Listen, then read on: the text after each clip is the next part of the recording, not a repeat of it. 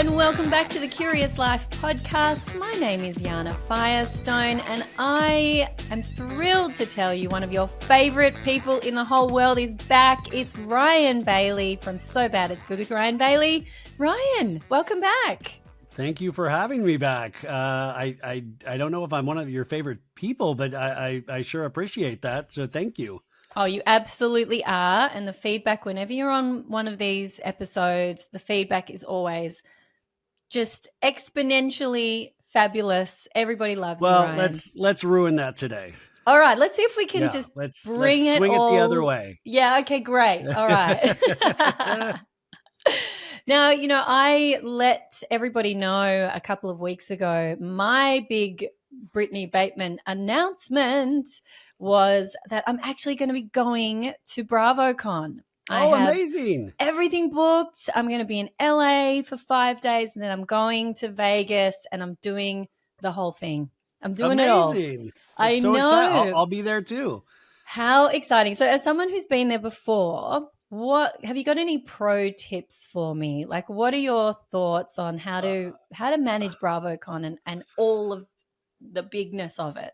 I mean, it just comfortable shoes is always good. Drink water. It's a marathon, not a sprint. And breathing exercises are always good. I mean, it's it's overload in every way possible. On top of it being in Vegas, which is already overload. So it's there's always just something to look at or somebody to talk to. And no, it's pretty. I wouldn't say it's like the happiest place on earth, like they say Disneyland is, but it's up there for those 3 days. Yeah. But yeah, I mean, it just go with the flow, plans change, see what you can. And yeah, I mean, it's great. I have nothing bad to say about BravoCon. Amazing. Well, I actually booked myself in for the Bravos on the Friday night. Oh, amazing. Which feels like it will be really fun. But for people that don't know, that's kind of like the Emmys of BravoCon, isn't it? It's like an awards show. All the Bravo celebrities are there. It's big time. Amazing. And I may have even gotten myself a little Bravo Palooza ticket to go and do a little sip and nibble with some Bravo stars. Yeah, those are like smaller ones where they only let in like a certain amount of people for these, and then you get like a selection of Bravo celebrities. And I think the one I did, it was Lisa Barlow was in there, which was great. Amazing. And then Captain Sandy was in there, but I didn't really want to talk to Captain Sandy, so I was fine. But it was great. And they give you little hors d'oeuvres and stuff. And I think it's like 30 minutes or an hour, but it's a fun little experience. Amazing. And is it what I'm imagining where there are just Bravo celebrities on the loose, walking up and down, getting to venues 100%. And yeah. I mean, you'll see them it is like the zoo is unleashed. There's no cages and they're just walking amongst the people. And you'll see a lot of, like the last BravoCon I was at was the one where Shep from Southern Charm was hammered. I mean, and at the Bravos, I could tell, I was like, oh, this dude's on something. That turned out to be a storyline on Southern Charm the next season because he really got out of control that weekend. So that's what you're looking for too, or people just completely losing their minds. Oh my God. I wonder who that's going to be this year. I mean, maybe it's probably going to be you. Probably me. I'll be blackout on Thursday when I arrive. You know what? Bravo celebrities are really interesting because you would think that there's enough stories of people doing that everybody would be on their best behavior. But then you get there and I think all caution goes out the window and somebody ends up, you'll see somebody. Or the other thing is that's like the weekend where Bravo shows will get their content for the next year. So you'll see or hear about a lot of Bravo celebrities fighting with each other, or they'll talk trash about another Bravo celebrity on a panel. And then they'll have to respond to that the next panel. And that's the kind of craziness that happens. Yeah. And, I talk a big game, Ryan. I have, in fact, with you many times and with other Bravo content people, been very, clear in my thoughts about certain Bravo celebrities. And like, what do you do when you actually see them in the flesh? I'm curious how I'm going to go. Am I going to go fangirl crazy? Or am I going to be oh my God. I think I wet my pants once. No, I mean, it is funny. You get really excited, and and at the same time you realize it's so silly, but everybody's there for the same purpose, so it's okay to be silly. And I Yeah. think if you go in with that attitude, it's just kind of nonstop fun. Yeah. It's ridiculous, in the best Yeah. way. Yeah. And I'm excited to meet some of the podcasters I've been working with over the last, couple of years. Everyone seems like they're going to be there. And so Yeah. even just from that perspective, like being all the way here in Australia, I talk to you guys through the computer, but to be able to actually say like hi in real life to so many of these amazing people who all pray to the same religion as me, which is, Bravo Andy and Cohen. Peacock. Yeah. Yeah, Andy Cohen, to our God, Andy Cohen. I mean, I feel like that's going to be so exciting. No, I mean, and it's not even, the other content creators. It's just, the everyday viewer that we all are ourselves. So it's just Yeah. getting into conversations with those people are sometimes the most exciting things for me, because the Bravo celebrities of it all, it's great to be around it, but you don't want to be too in it either. I've had both of those, like I've been really in it, and I will say it's better to watch from afar. Like, you can look at them and, point at them and all that, grab a picture, but I'd rather have conversations with just like a normal viewer about what they like, who they like the most, who they don't like. Those are the fun Yeah. conversations you end up getting into. Yeah. Well, that makes sense because we are them, and the Bravo Yeah, Labs no, are something different.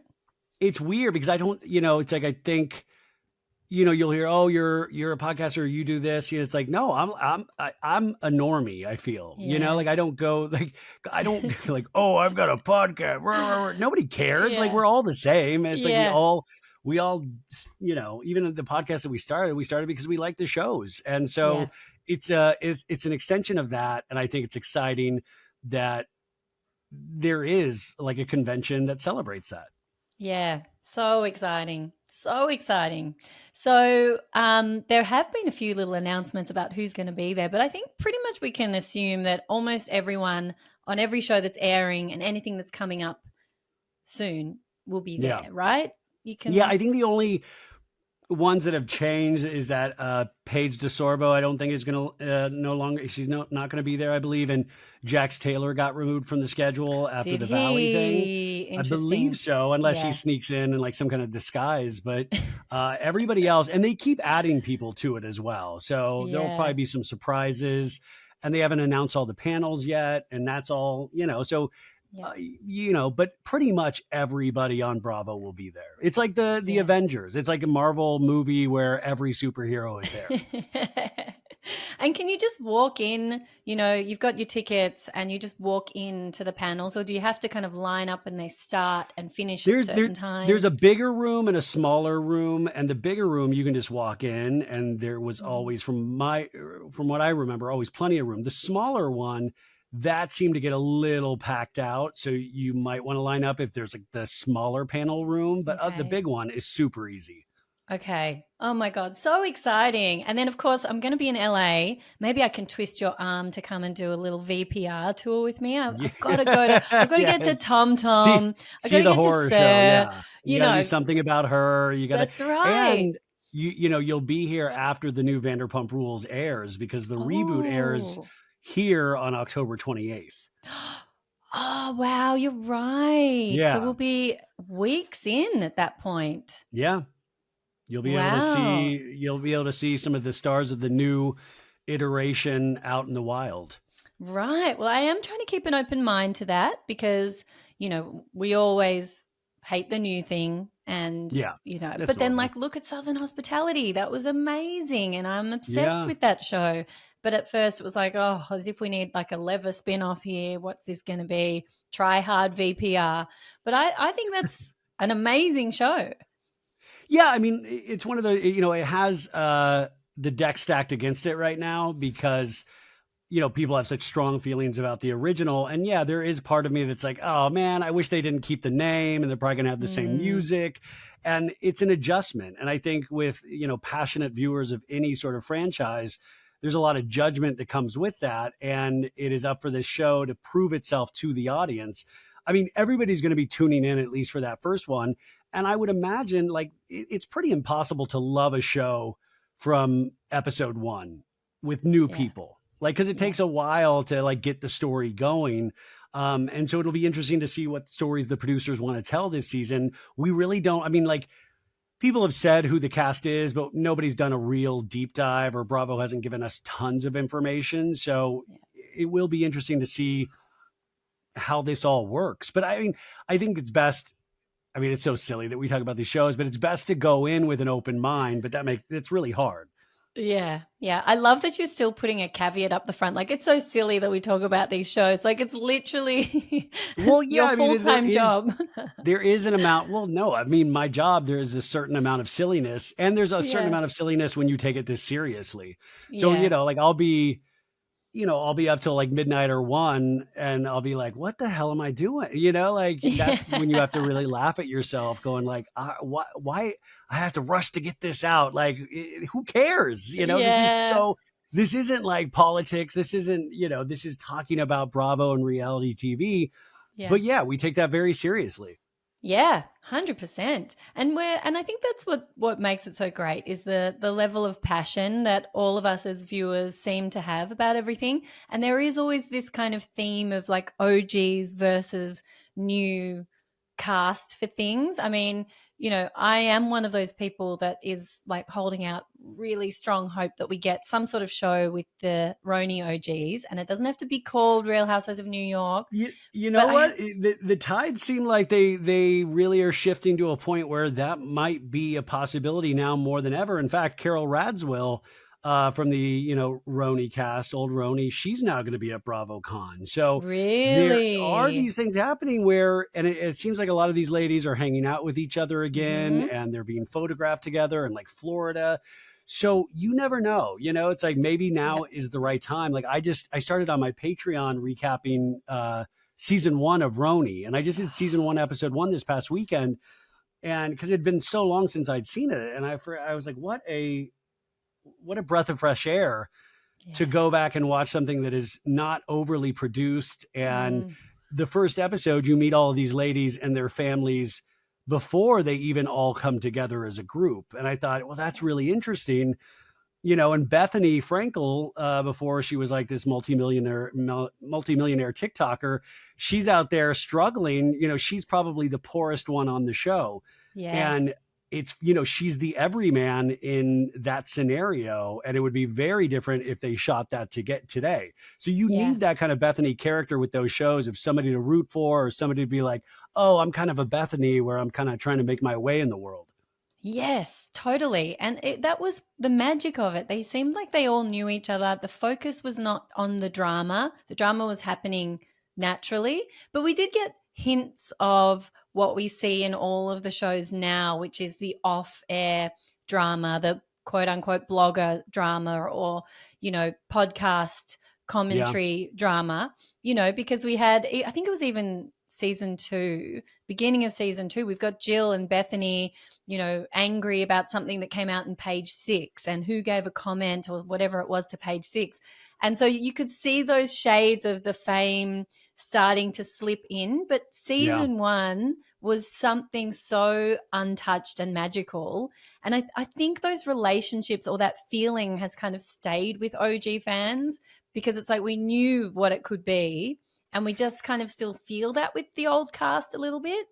Yeah, I mean, there's always that, it's like you pick a band to follow your entire life, and it's like you do that with reality show casts, or, it's like, oh, I choose to follow you guys for the rest of it. Now, unfortunately, we can never go back to that first season, and they've changed so much. And not only have they changed in their life, but they've changed because of the show itself. So then there's like this meta quality to it that you didn't have to worry about in the first season.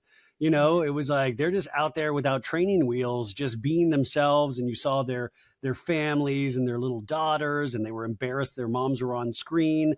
And in a lot of ways, it changed who they were at this kind of fundamental level. So even if it comes back, you're not going to get what you once had, but it still would be good to see where they are now.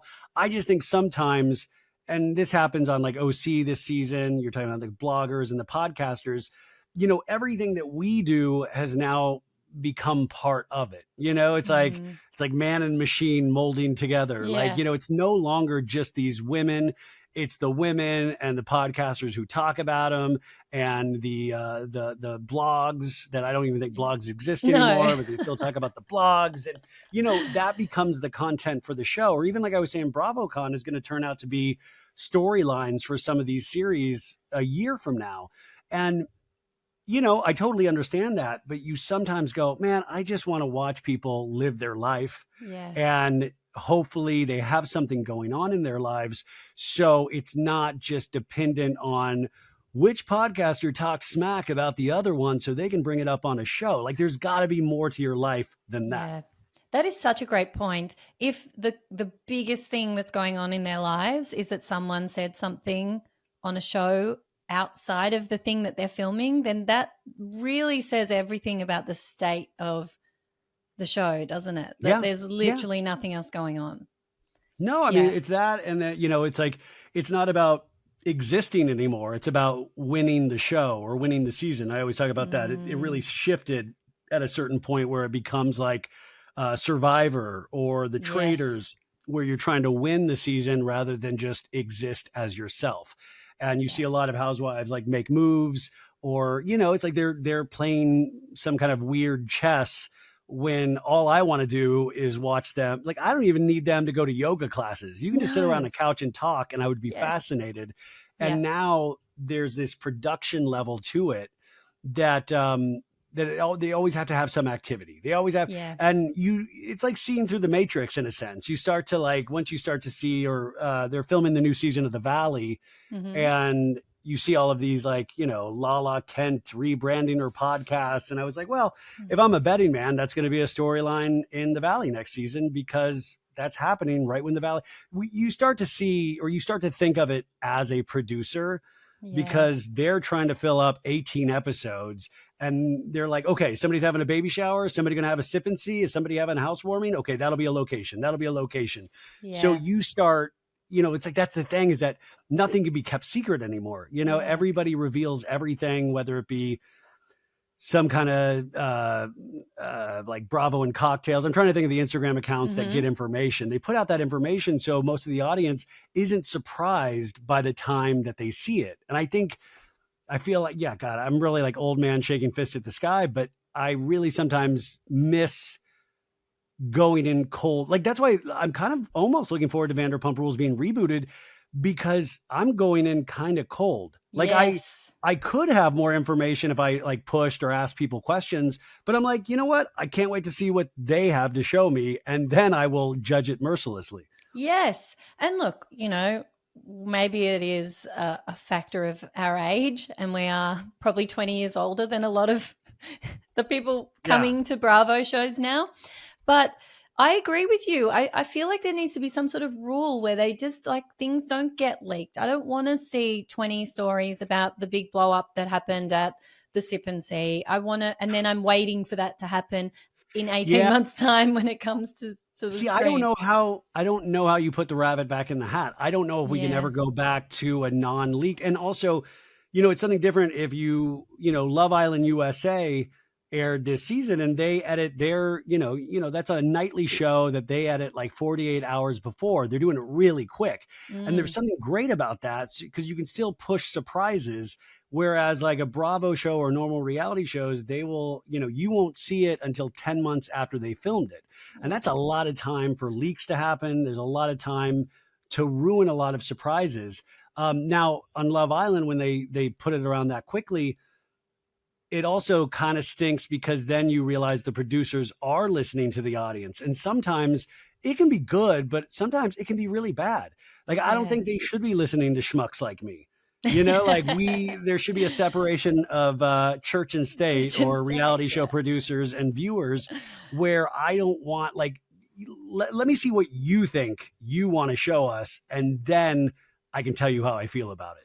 Yes. I know it is a really tricky one, isn't it? I mean, there are some times where it works, or it has worked. And in fact, it's actually the minority. When I think about what worked in terms of us knowing what was happening ahead of time, it was something like the Tom and, what are we calling her now? Yeah.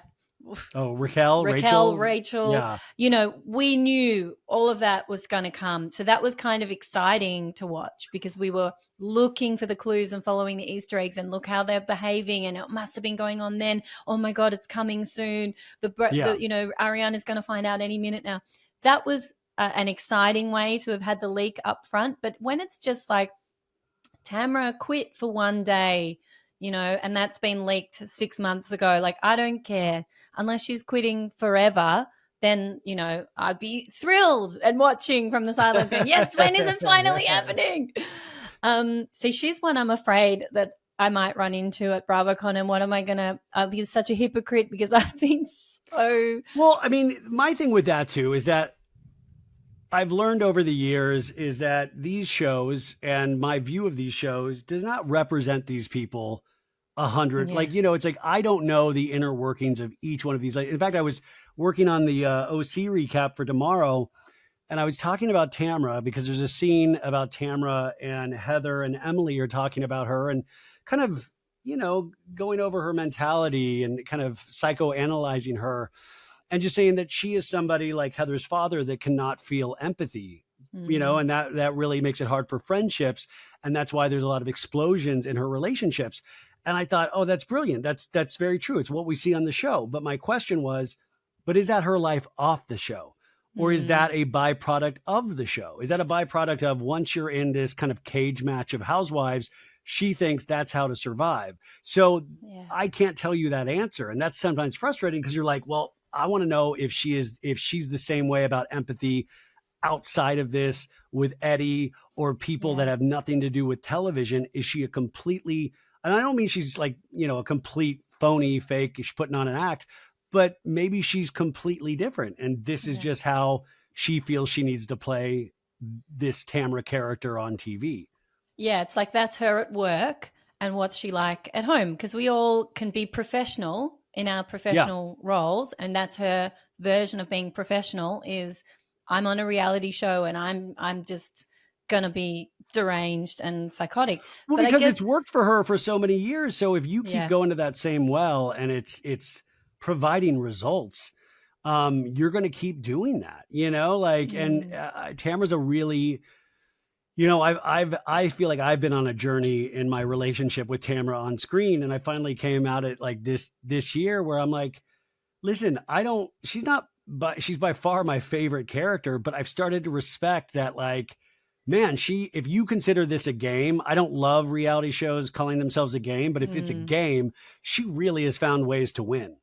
Whether you like her or not, it proves inconsequential because she's managed to pivot. Like I was calling it witchcraft at some point. Like maybe she's like some sort of dark magic she's using because she's had the same behavior for so many seasons. And if somebody calls her out, she'll shout them down and then she'll throw the attention somewhere else. Yeah. And whether I like that or not, you just have to be like, well, kudos to you because my God, it works every time. Like, you know, nobody else is playing to that level. But once again, I hate even saying things like playing to that level because I just want them to exist. I just want to see them as people.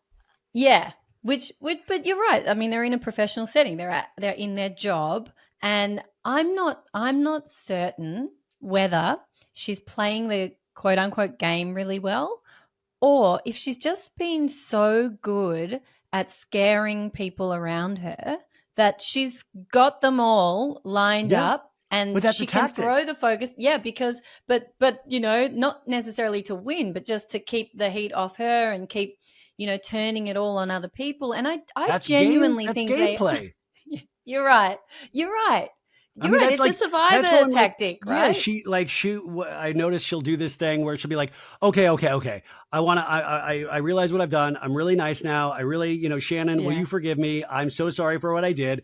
And Shannon, why I like Shannon is that, you know, she's not having the most dynamic season, but what I love about her is that you really sense that this show has rocked her as a person and she has massive PTSD. So if you were a real person and somebody has talked mad crap about you for years and kept calling you an alcoholic, then apologizing, kept calling you an alcoholic, apologizing, when they did it again and you finally go, you know what, I can't I don't know if I can forgive you yet. There just needs to be time.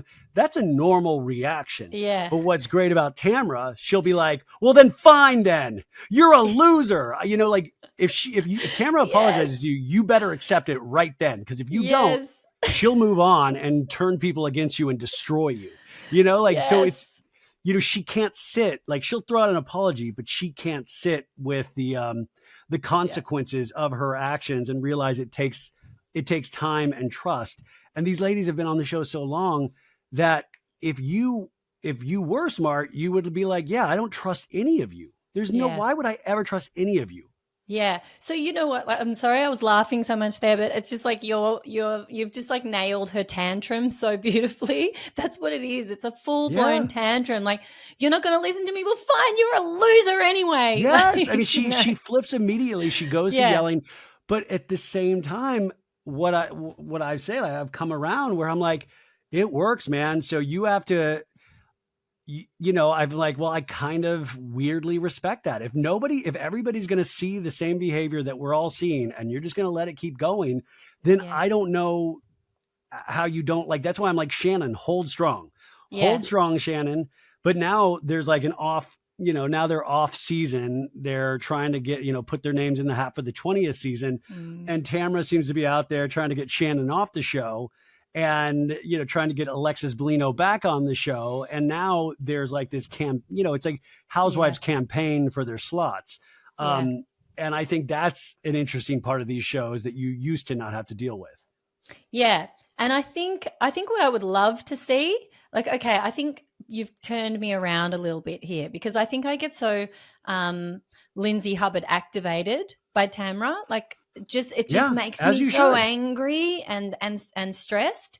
And then I'm not seeing enough of the talking heads like we see a bit with Shannon. So, you know, I could stomach the tantrums and the bad behavior and all the kind of evilness that we see. I could handle all of that if we're then getting feedback from the rest of them in those talking heads, like, you know what, I'm just placating her because we all know what she's like. And you know what? No, I don't trust her. And you know what? I just didn't want to be yelled at. So I'm just letting her. Sure. Like, I mean, that would be nice. But my thing is, don't be a wussy and save it for the talking head. Do it in the scene. Yeah, you know, it's like, it's easy to talk behind somebody's back. I mean, that's like the easiest thing. I want you to see, you know, it's like, that's my other frustration with a lot of these shows. Somebody will be like, well, that they're really horrible. I'm like, I don't need, guys, I already know. I want you to tell her that, you know, she's horrible. Like, let's see that action. I actually think they're scared. They're paid to be gladiators. You gotta get in there. If you have set up this kind of, you know, like, are you not entertained scenario, you better get in there and fight for your worth. This is so true. Okay. This is why you are an expert here. We need you running these shows. We need to get rid of. I will say, you know, if I was a younger man and if I could do it all over again, I would really probably try to produce a reality show or at least start off as a production assistant and try to work my way up. And as I get older, you know, I've had the luck to talk to a lot of producers now. And I will, like, on occasion, I'll call and ask a question and be like, okay, you know what do you guys, in a situation like this, what do you do? What are you hoping for? And I think the misconception a lot of the times is that these producers are really trying to hang these women or reality show people out to dry.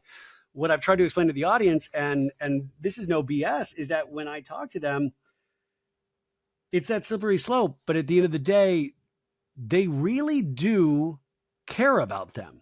Even the ones that we don't like, or even like a Jax Taylor or something like that. They realize they have a show to make.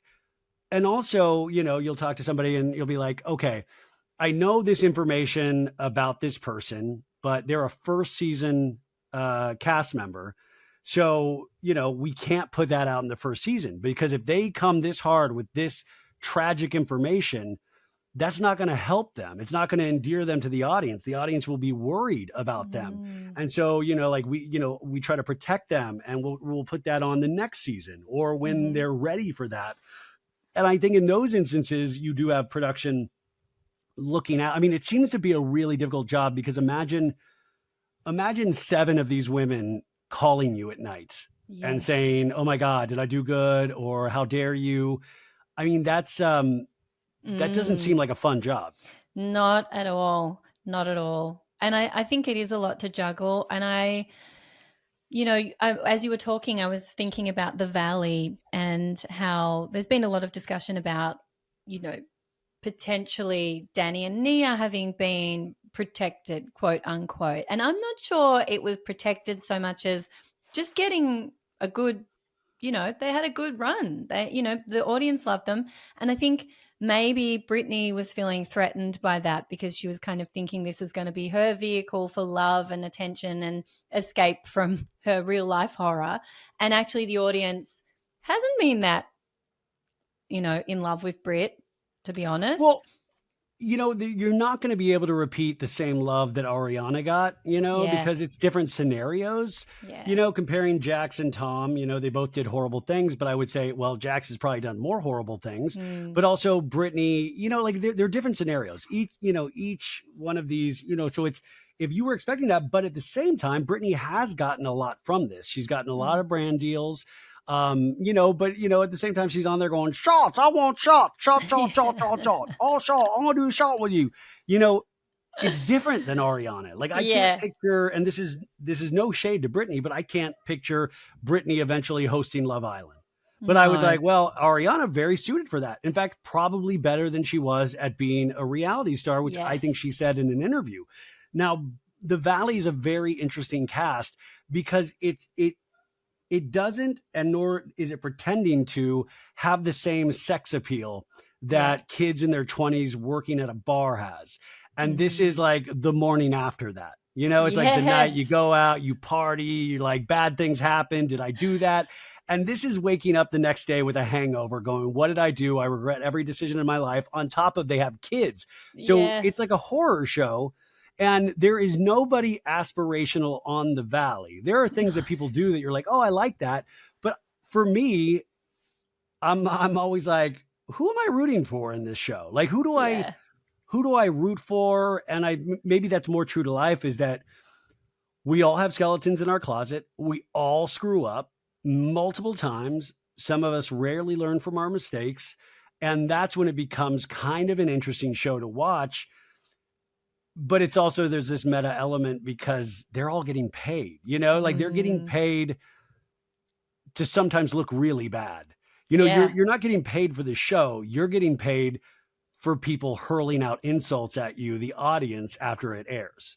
Yes, it's so true. It's such a weird job, but I think there's some great kind of stars that have come out of the show. And maybe it's my internalized misogyny, I don't know, but I find Jesse Lally to be super entertaining. I think Yeah, he's that might a be great internalized misogyny. Yeah, he's very, wait, see, that's what, well, also, the men on these shows tend to be more entertaining the Mm. worse they are. Yeah. It's like Jax was still very highly watchable. And, like even when he was at Yeah. his worst, Yeah. these men, they usually make strong choices in how they live their life. And audiences like to see strong choices. And Jesse is a character, from how he Yeah. dresses to how Yeah. he talks, the ego on him. And then you're like, okay, yeah, this is an easy character that you can see going for multiple seasons on a reality show. Yeah. He's perfect for a reality show. Perfect. He's got. So it seems like you're going to freak out meeting him at BravoCon. I don't know if I freak out. I think I'll just be like, I'll be pleased to see him there, but I'm not Oh, like I'm not I'm like a super pleased to see fan. you, I'm Jesse. pleased to see. Oh, Jesse Lally's here, cool, and he'll be dressed sharp and he'll look great.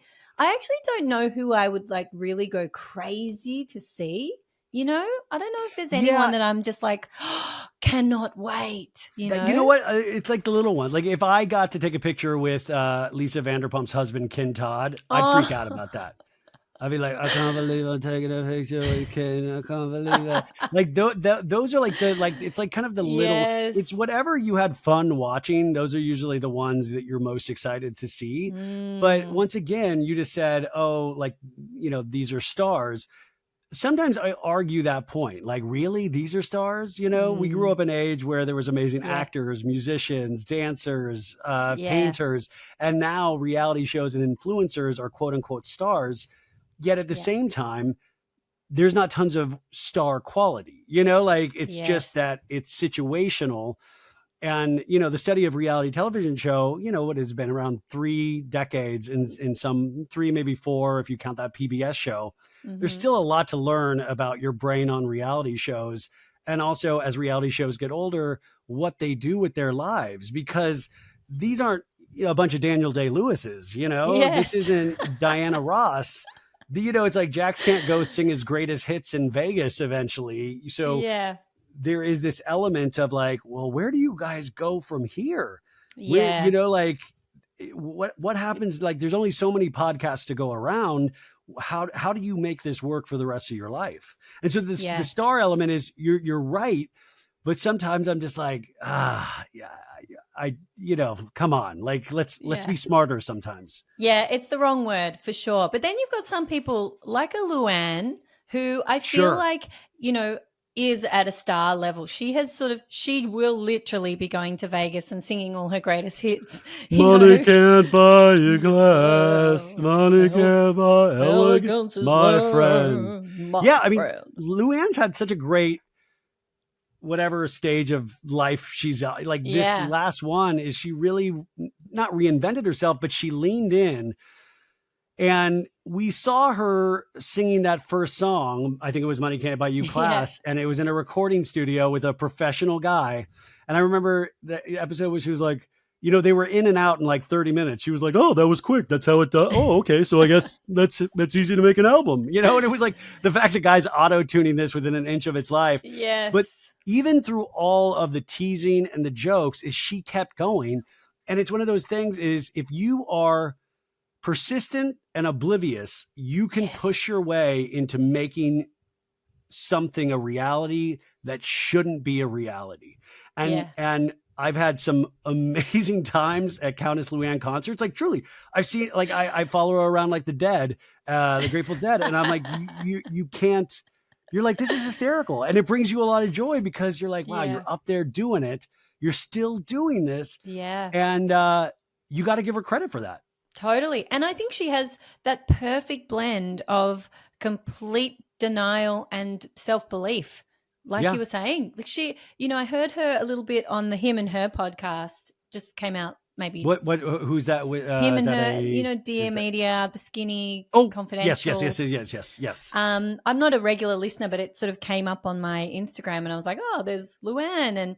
And there was a clip where Luann was saying that there have been some conversations about bringing the OGs back to do something. So, like, okay, but what I will say, all these ladies say that every time anyways, because it's like, it's PR, like, oh yeah, there's a lot of talk, people are very interested. It's very our president at a time too will always be like, yeah, big things, huge things are happening, it's like, it's PR 101. But I think this time there really is discussion, which is, it's very exciting. I've interviewed Countess Luann a couple of times, and I remember the last time, she's always great, but the last time we were talking, and I was trying to get in there with her and like really get into some stuff, and she's like, can we promote my show, please? Can we please? And I'm like, no, I got it. No. She's like always on, like, let's promote the thing. And she's one of those people that makes you wish Andy Warhol was still alive. Because you're like, God, I would love to know what Andy Warhol would think of the Housewives. Oh, well, she would be right up in there, draped all over him. I'm certain she would have been in there with Andy. She's just, her arc has been so, like, if you think about back to season 1, episode 1 that you've just watched, where she was very prim and proper. She was all about, don't. She was with the Count. She was married still. Don't call me Luann to the driver, Bethany. It's Mrs. Delisep's. Yeah. And now she's leaned right into this, like, sex-obsessed, she's like a cougar.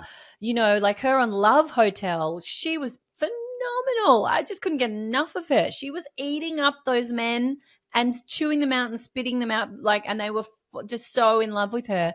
And she thinks she's this musical legend. Yeah. And fully believes it. And yes, she's an entertainer. There's no one can question that. She's definitely a born entertainer, but she's sorry, Luann, but not a musician and not really a singer, but is killing it. Perception is reality. And she got, Yeah. I also will say I've seen her enough where I'm like, I've seen her get really a lot better. Like she's like the last time I saw her, I was like, wow, this is almost times where I'm like, yeah, I'm actually kind of into that. Like because it's cabaret, but she'll be like, this is a little song by Fleetwood Mac, like it's like Landslide. And I'm like, whoa, you're singing Landslide? Holy moly. The landslide down. And you're like, this is insane. Amazing. And, she's really, again, leaned into the smoker's voice and, she's not trying to be a polished singer. She didn't lean into it. She just keeps smoking.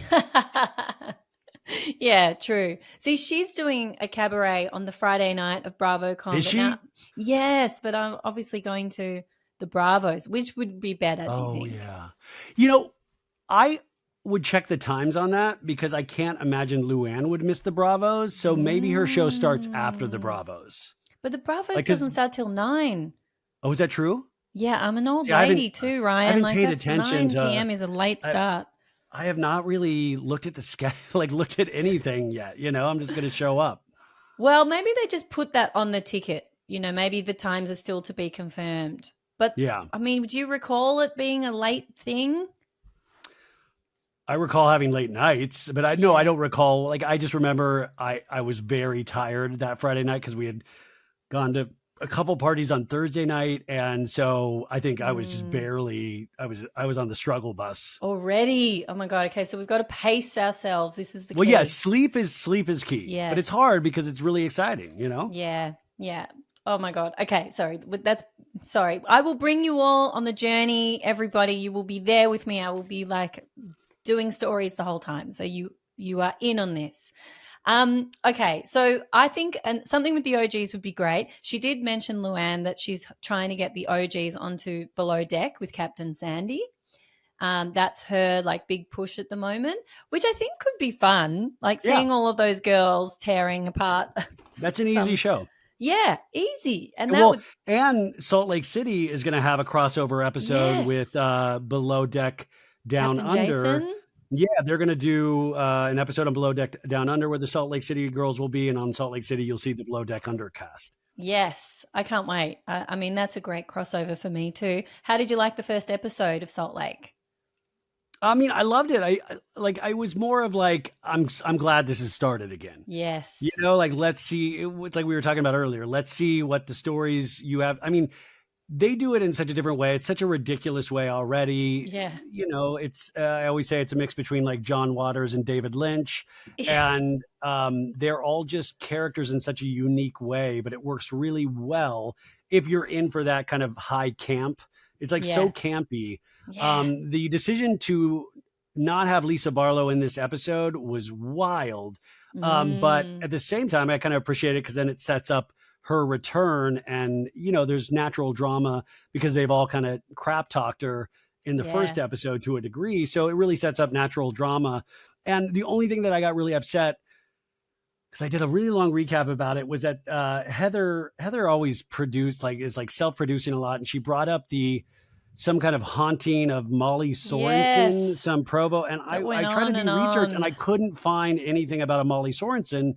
Oh. And I just thought, if you made this up, I like a certain amount of trickery, but if you made up a haunt, because it was so cheesy, you guys that didn't watch, they filmed it like it was the Blair Witch Project. And, it was fun, but if I find out that the producers made that up or Heather made that up, I will riot. I do not want that kind of staged. No, you know what? It's the same thing as the activities. I don't care about the activities. When Angie was like, okay, we've got 2 activities. We're going to be fly fishing. Well, I agree, but then there was some funny dialogue, just with Mary Cosby fly fishing and asking the guide, what's your name? And the guy was like, Dusty. And she goes, Gusty? And he goes, no, Dusty. Gusty, got it. No, Dusty. I get it, Gusty. There's little, but I never, they played a volleyball game on OC a couple episodes ago. I do not give a rip. Like I said, just sit around and drink wine. Just put cameras on and talk about what comes up. Yeah. But sometimes you're I I could care less about you in a kayak. Yes, and the ATVs on every trip they ever go on. I don't care about an ATV. I don't care about the horse ride. I don't care about the Luann camel ride was great in Morocco, but that was one out of 10,000 activities that was entertaining. The only activity I like to see is when they try to park the boat in below decks, because part of me, I think 30% of me watches that show because I know one time I'm going to watch it and Captain Sandy's going to wreck the boat. Like I know there's got to be, it's like you play the lottery enough times, you're going to win. So every time, and each time they will have me believe that they're about to hit into something. I'm like, oh God, it's happening. And then it never happens. No, it never happens. Although they did open Below Deck Down Under with some footage of Captain Jason pre-Below Deck crashing a boat into the dock. So it definitely does happen. That's true. But I'm talking like Titanic kind of wreck. Oh, yeah. See, they wouldn't. Yeah. Yeah. Look, you never know. I mean, it might just need to get to that level because what did you think of Below Deck this season? It was a different season. At first I was really on board. I was like, okay, I was like, oh, are these different producers? The editing's different, and then by the end, I truly hated it. Did you? I really didn't like it.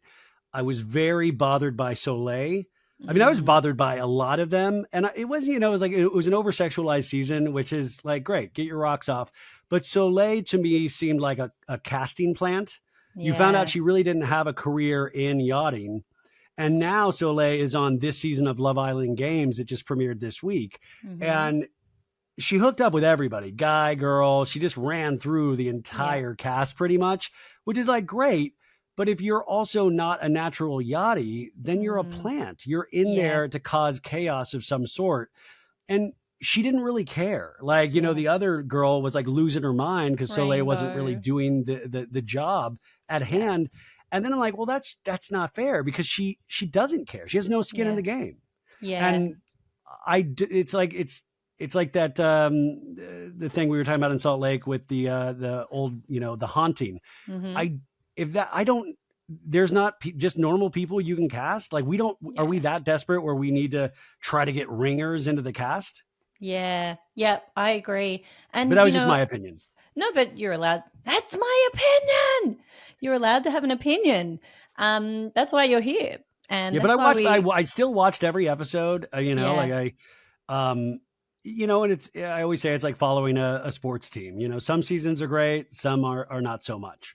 Yeah. And I really like Fraser and I like seeing him in that role, but I would have liked to have seen him come down a little bit harder because, he's saying quietly to Rainbow, you're doing such a great job and I know how hard you're working. And then, Solenn, you're my little baby and you're my sweet because she's like a sexy, fun girl. And I think he didn't manage her. And I think then that was to the detriment of Rainbow's mental health. Like, it's not fair.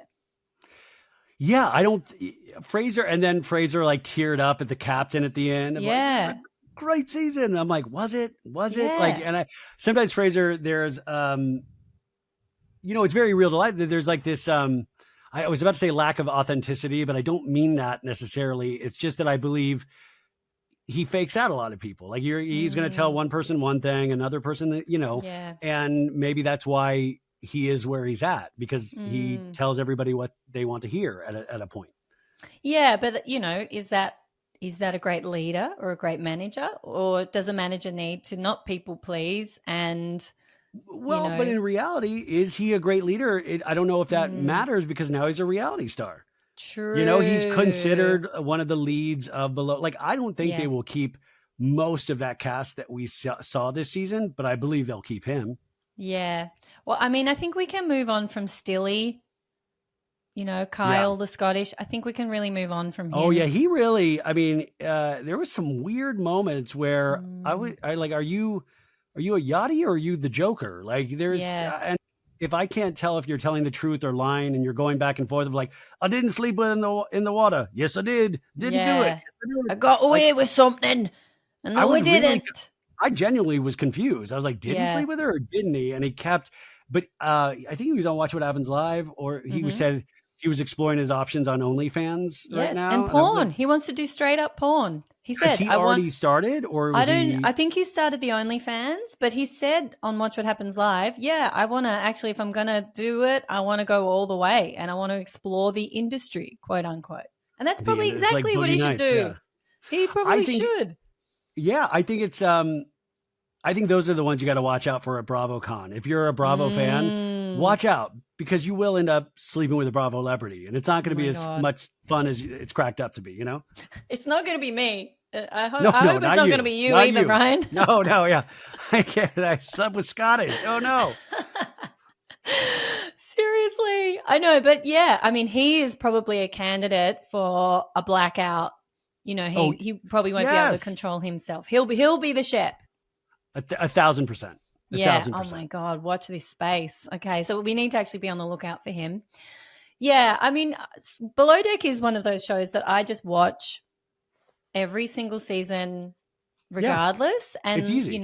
it is easy. And I've had a few people from the show on my podcast, and I like kind of hearing their behind the scenes take on things. It actually does sound like they look after their mental health better on that show than they do in a lot of others. So, I've had cast from the show tell me that they're allowed to go off on shore to go and have therapy every week, and they're actually given a 24-hour turnaround between charters to look after their mental Oh, health. that's amazing. Yeah, so I think they actually do a good job there, because it is so intense and it is 24/7, and they're living in, there's no other escape. So, I think this show's going to go on forever. Yeah, I mean, I think it's a no-brainer. It's easy. Yeah. It still gets really good ratings, and it's a good feeder system. I've always noticed, for boyfriends or husbands, that's one of the shows that wives and girlfriends can get their boyfriends and husbands to watch. And then Yeah. you're like, okay, test the waters. If you like that, check out Summer House. If you like that, and Yeah. then it'll eventually get to the Housewives. Yeah, I can't quite get my partner over the line there yet with any of that. I mean, Below Deck was one that he was in on, and he still kind of has references from that. Oh, is that, who's the captain now? And who's, it's like, just either come and watch it or just completely go away, because this is just getting annoying. I've had many experiences over the years of getting my dad to watch one of these shows. And, you want to talk about secondhand embarrassment, watching my dad watch one of these shows, and all I can imagine, I always just imagine what he's thinking of, just like, God, I'm so disappointed in my boy. I can't believe he's making me watch this. Because you then wake up to the notion of God, this is ridiculous. He's like, wait, so these women just fight? Is that the deal? And I'm like, well, it's a lot more than that. You gotta keep watching. It's human behavior. Yeah, I know. But, I think, I was telling my dad about going to BravoCon and he's like, what's the point? Why are you, what's the, and I'm like, Dad, you have a family. What? Yeah. Who I'm leaving behind. Yeah. Okay. So just quickly circling back to Salt Lake City, has your opinion on Bronwyn changed from last season? She had quite a big, shift. Yeah, she had a great first season for the most part. Yeah, but I feel like in my view of her, she sort of fell off the cliff towards the end, and certainly at the reunion, my perception of her changed a little bit. So now watching her in this new season, I'm looking at her through sort of, tainted glasses. What's your perspective? Yeah, I mean, listen, she got caught lying about that $4 million necklace, and she did something smart and admitted to it. But at the same time, it was strategic in the admission, because she really was going to be proven to be a liar. Yeah. But that really does take the wind out of her arc a little bit, because she really was having a fantastic season. And when you lie about something like that, then it's like, what else are you lying about? And usually when people have that good of a first season, they're in for a fall anyways. It's like the second season is when they really get hopped on. And so I predict not a great season, but she seems to be trying to throw the attention over on Lisa Barlow, which I think is easy and it's fair. But yeah, I still dig her. I like that she speaks her mind, but she's lost a little bit of the reliable narrator tag, Yeah, I think that's actually a great way to describe it. because yes, she was much stronger. I do like that she's not afraid to speak up and not afraid to get messy and get involved. But it doesn't feel, sometimes people come on to shows like on Miami. What's her name? Oh my God. Alexia, Adriana. The new one. Oh my God. Oh, Stephanie.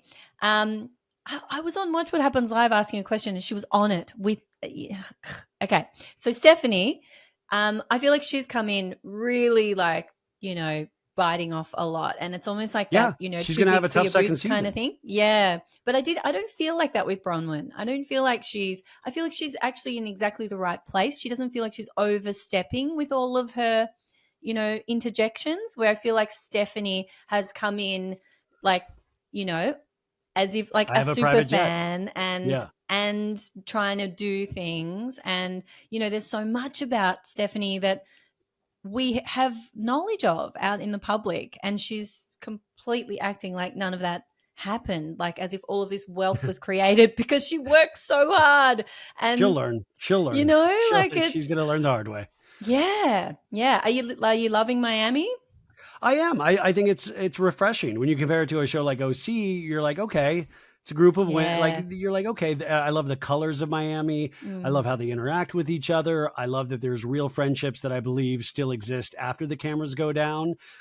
Even Stephanie, even if you don't like her, that kind of archetype is really hysterical about somebody that comes in thinking their shit doesn't stink and they're flaunting their private jet. Like that's hysterical. Like, because we see how that works out. Like you said, it's going to come back to haunt her at some point, and potentially maybe she's not going to have that private jet someday, Yeah. And I think it's good. It's drama, but it's still low level drama compared to other things that we've seen. Like it's dirty, but it's not nasty. And I mean, to me, like I'm like, yeah, watch Miami. Like I don't fully cover it on my show, but I always watch it every episode, and I'm always glad I did. In fact, I said, God, I wish I had covered Miami sometimes more than I did OC this season. Yeah, I did hear you say that, and I agree. I feel like it's so underrated, and it's vibrant and juicy in a really like delicious way. It's not like every time it's time to watch OC, I'm like, oh, what else? Hang on, what else like you're like time to clock in for work. You know, like sometimes the shows feel like a slog to get through, and so Miami. Maybe that's why I like it so much too, is because I don't have to work, like I'm not covering it. So I just get to enjoy it like I used to, just in my underwear with cheese and a glass of Chablis, like a real man, and watch it. Perfect. As it should be enjoyed. Yeah. So just finally, there's a couple of new shows that we've had talked about in the last week. So the In the City or whatever it's the Summer House spinoff. Yeah. Have you got any inside intel on that one? I mean, this had been rumored for a while, and turned out we were right, except that we got it, then it was like, oh, it's a Lindsay Hubbard spinoff. It's not just a Lindsay Hubbard spinoff. It's Lindsay, Kyle, Amanda, Andrea Denver, the Italian from a couple seasons ago, and his wife. So excited for that, by the way. Yeah, I mean, I think it's going to be. I'm totally in, but I'm curious where Carl is at. Is Carl a part of this, or he isn't? Carl needs money, man. So I'm curious how that works. And he also works for Loverboy. So if we are following their exploits in the city, so I'm curious what that means. And yeah, not much. I mean, the only thing I heard was that this potentially was going to be Kyle and Amanda's last season on Summer House, and then they would fully go over to this spinoff. Okay, well that makes sense because I mean, the West and the Jesse, like it's a young person's game. The Summer House. It's time to pass the torch. I just think it's going to be really sad for Kyle. Like Kyle, he wants to he wants to go get old and gray in that Summer House, and so I think that's. Like I want to know if Kyle still gets drunk and, binge eats by himself in the kitchen in the city, like, is it, is Kyle just all work during the week? Cause that's how he always made it seem. What do you mean, Ryan? He's a DJ. He's a well, that is successful true. Now DJ. he's DJ, which, by the way, DJ Meredith Marks is out there too. She's on a tour. Oh, yes. This Yeah. is Which like, I think, if I'm not, I don't know, but I think she's doing a couple DJ things during BravoCon, which oh my that would be, God. I will say that would be kind of exciting to see. Totally. Because the videos have been, interesting. Yeah, I mean, but that's one of the things. That's one of those kitschy events that I would be really happy at. Yeah, same. I would love to go. Okay, we'll have to put ears to the ground for that Yeah. one. Yeah, I mean, just to finish off with the Summer House spinoff, I feel like Carl, I don't know, maybe it's mean to say because he is trying to, start something new, and he obviously is spending a lot of money on this new project, and I'm not sure how great of an idea it is, but he makes me so uncomfortable to watch. I didn't. Maybe it's because he's been uncomfortable in his own skin, and there's been a lot of the. I don't Kyle know. Cook? No, You think Carl. Oh, I thought you meant Kyle. I was like, Kyle doesn't this is feel my uncomfortable in his own. accent. Oh yeah, I was like Carl. Yes. Yes. Yeah. I mean, I always say it's like, if you get sober from drugs and alcohol, I've personally not gone on that journey, but I would imagine you have to relearn who you are, and you have to relearn to walk again and talk again, and relationships and hanging out. And so my prediction is you're going to see a different Carl each year as he gets stronger in his sobriety and really finds out who he is. But yeah, I mean, I relate to him in some ways because when in person, I feel very awkward in scenarios. Like through a microphone, I can be not a completely different person, but definitely a more comfortable one. Yeah. And I relate to Carl in that sense. It's not the most dynamic to watch on television, but I like that it makes you uncomfortable. Yeah, it just makes me a bit uncomfortable. I don't know. Yeah, I'm just not sure that I really want to follow him around in the city. I mean, maybe we just have to see it, and maybe that's nobody's going to make you watch it, so I think you're good. Well, Ryan, this is the thing. I make myself watch it all. Yeah. I can't look away. Yeah, I mean, that's the thing. Like, it's always a waste of breath for somebody to tell me, like, I'm not going to watch that show. I'm like, how do you know? Yeah. How do you know? You are. Yeah. If one person's going to recommend it, you're going to start watching it, or you're going to watch it by accident. And like, I've done that so much in my life where then I end up looking like an a-hole because I then end up falling in love with it and going, oh, I was wrong. I was totally wrong. I'm just a jerk. Yeah. Yeah. I was really slow to watch Southern Hospitality. I think I watched it a year. I think I started when the second season had already come out. I was like, I'll watch that one. Yeah, I didn't really. I think I was potentially the same way about that show, and that's a great show to start later and then go back and watch. Yeah. And I think they just wrapped this next season a couple weeks ago, and I hear it's really good. Yeah, I mean, I think they've got all the right ingredients there, and it's got enough of all the good things, like from the olden days of reality TV. And even though these kids are stars now, quote unquote, sorry, not real legit stars, not A-listers, but they are Bravo Lebs, and they've got fame and they've got brand deals and all of that. So it'll be interesting to see how much of that, starts to muddy the waters there, or whether they can continue on this, reality path. It's nice when you're in Charleston, I would imagine, because it's different from being in Los Angeles or New York. You're more insulated and protected. And with Southern Hospitality, that show still hasn't reached its zenith. Yeah. So they're not like the most popular show on Bravo, which is a great place to be because you still have people discovering it all the time. So I think a slow rise is always really refreshing for these shows. Yes. All right. So what are you looking forward to most coming up in the next couple of sleep. months? I need some sleep. That's going to be exciting. I hear good things. Nice. I can recommend. What am I looking forward to? Just on Bravo or in general? Well, hit us with anything.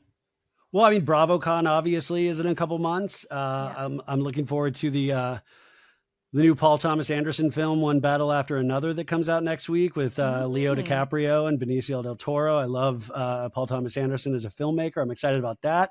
Nice. Cameron Crowe, the director and writer, has a autobiography coming out next month that I'm excited about. Ooh. There's a documentary that ABC News is releasing about the Lilith Fair, the music festival from back in the day with like Sarah McLachlan and Fiona Apple and all that. I'm looking forward to that. There's tons of, I mean, there's always something. There's a new season of Sister Wives on TLC coming out that I'm excited about. Wife Swap, Housewives edition. Oh yeah, Housewives Wife Swap. Yeah, it's only going to be 4 episodes, and I'm totally down to watch that. Yeah, you know. Do you know if is it normies swapping with housewives, or is it housewives swapping with housewives? It's housewives swapping with normies. Oh, okay. Yeah, I thought it was housewives swapping with housewives, and then they released the trailer this week, and I was like, oh, it's normal people. Okay. And I was like, that's weird. I mean, and I was like kind of disappointed at first, but then I was like, okay, that's cool. Yeah. It'd be weird for weird for the normal person.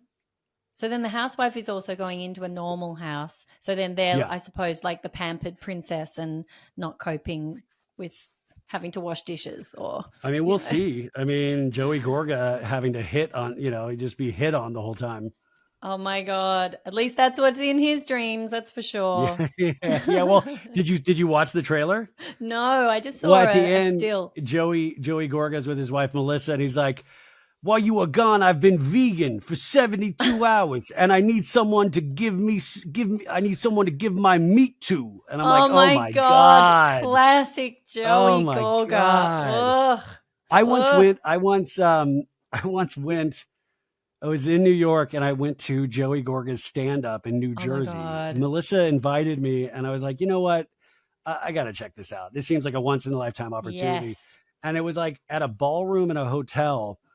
And it was insane. Like it was so many sex jokes about Melissa and having like wet dreams, and like I was just, and it was, it was in that Countess Luann kind of thing of like, it's not good, but if you really worked hard, who knows where you could be in a couple years, like, it's like that kind of really bad community theater vibe, Yes, so bad it's good. You kind of, yeah. Well, this was almost, but the only awkward thing was that they had us seated right at like up front, and the lights weren't dim. So I felt like I had to laugh and smile the whole time, where I was like, ha ha ha ha ha ha ha, because, he could look directly at me, and I was like, this is so much pressure to be like, the lights are like on me, Oh my God. I am such a people pleaser in an audience like that too, because I'm certain the person can see me, even if I don't know them, and I'm like, it's so good. Yeah. Yeah. Oh my God. Yeah. I mean, going to a stand-up show is a lot of pressure. It is. You would just want to be like in the background, in the dark. And then you can, but even then I think I would still be people pleasing and just be like, it's so good. Yeah. Embarrassing. I need to work on that, clearly. Oh my God. Okay. So Ryan, where can people find you? What should they be following? Yeah. Tell us about everything. Just, Patreon, the show's so bad it's good. You can find me on Instagram. Yeah. I mean, I'm just here to chat. So no need to check me out or whatever, but it's always fun to talk, and this is great. We'll see you at BravoCon. Absolutely. But listen, that's very, very lovely of you. But everyone, I'm going to put the links in the show notes. Ryan has the most amazing show. He puts out so much free content, almost every day of the week, and he has a Patreon. So you can go and support him. You can watch him on YouTube, get around all of the things, because this is one of the hardest working people in pop culture and in the podcasting world. And if you're not already following him, you are not living. So make sure you go. You guys, you're not living your life if you're not. I mean, you're doing something that you finally will be able to live your life if you get involved. Life is about to begin. Yeah, guys. Like, this is how cults start, by the way. Yeah. Yes, true. Oh, well, Ryan, thank you so much for your time. Can't wait to see you over in the United States. We'll have to pod when you're in LA, and I would love that. And recap BravoCon afterwards. Yes. Okay. Well, you've put it on the record now. I'm going to have to hold you to it. That's easy. Thanks, Ryan. Bye, guys. Bye.